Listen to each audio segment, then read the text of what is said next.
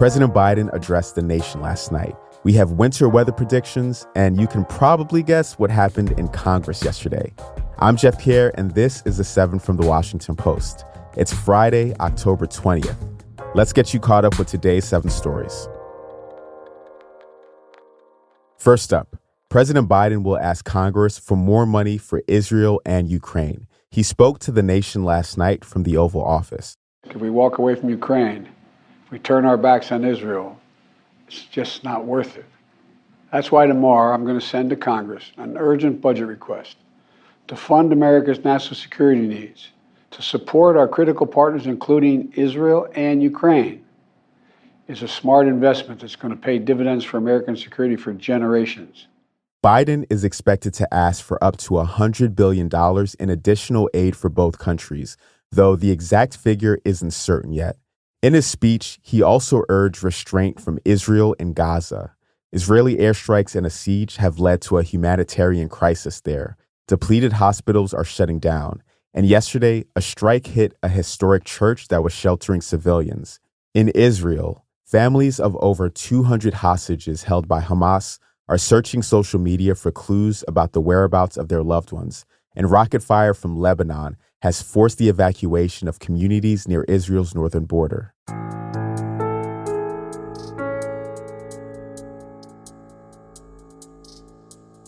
At number 2. How do you plead to the 6 counts of conspiracy to commit intentional interference with performance of election duties? Guilty.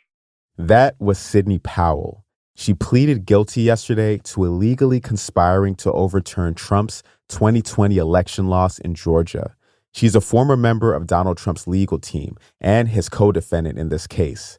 This could have big implications for Trump. Powell is the first person with direct ties to the former president to plead guilty in the Georgia election interference case.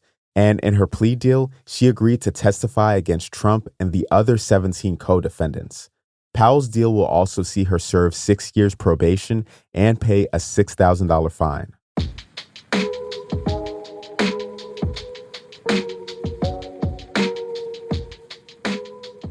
Representative Jim Jordan will hold a third vote on becoming House Speaker today.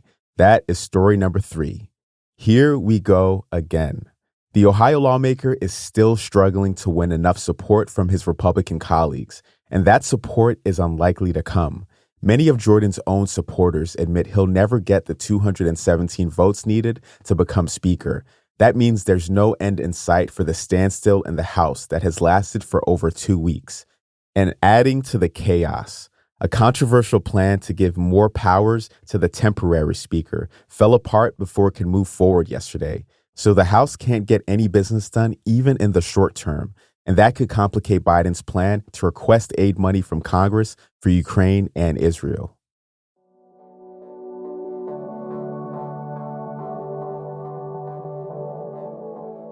At number 4, a U.S. soldier who crossed into North Korea was charged yesterday. Private Travis King was serving in South Korea when he fled into North Korea in July. Last month, he was expelled by North Korea and taken into U.S. custody. The charges include desertion, insubordination, and attempting to solicit sexual photos of a minor over social media. King is being held at Fort Bliss in Texas while he awaits his trial.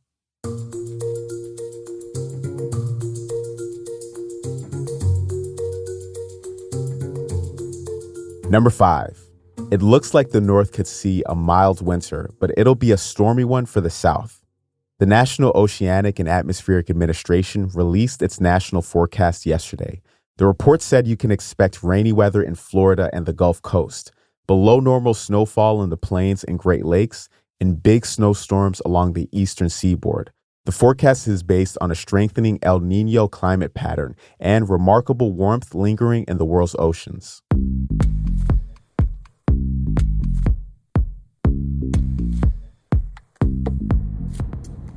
Fewer Americans are going to the movies, theaters, and museums. That is number 6. Just 48% of adults reported attending at least one arts event from July 2021 to July 2022. That is according to new research released this week. It's a sign that the arts community is struggling to regain its pre-pandemic audience. But the survey also found that people are continuing to watch or listen to arts events online.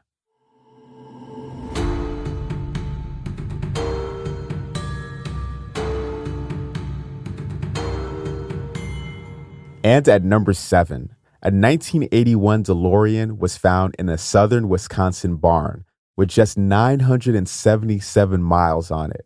The classic car was made famous for its time-traveling abilities in the 1985 movie Back to the Future. Doc! Marty, you made it! Yeah. Welcome to my latest experiment. This is a big one, the one I've been waiting for all my life. Well, it's a DeLorean, right? Bear with me, Marty. All your questions will be answered. Roll tape. But this one had a lot of dust, deflated tires, and a family of nesting mice. Otherwise, it was in remarkably good condition with all of its original parts. It's one of only about 9,000 ever made. It'll take 6 months to fully refurbish, and then it could be sold for more than $100,000. And before you ask, no, the flux capacitor is not included.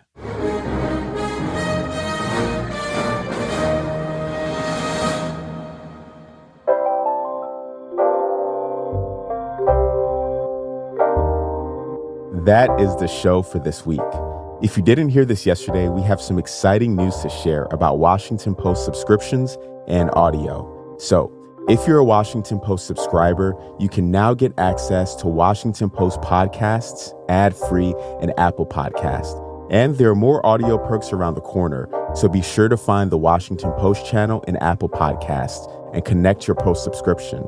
And then stay tuned for more subscriber-only audio benefits, like exclusive and early access episodes. If you're not a subscriber to the Washington Post yet, this is a great time to start. You can subscribe in the Apple Podcast app by looking for the Washington Post channel or through the link in our show notes. The assistant producer of The 7 is Taylor White. The staff writers are Jamie Ross and Hannah Jewell. John Taylor is our editor. Additional editing by Christina Quinn. Copy editing by Melissa No and Francis Moody. Mixing and sound design is by Jim Briggs and Justin Garish. Our theme music is by Edith Mudge. Our director of audio is Renita Jablonski. I'm Jeff Pierre. Thanks for listening. Have a great weekend, and I will meet you back here on Monday.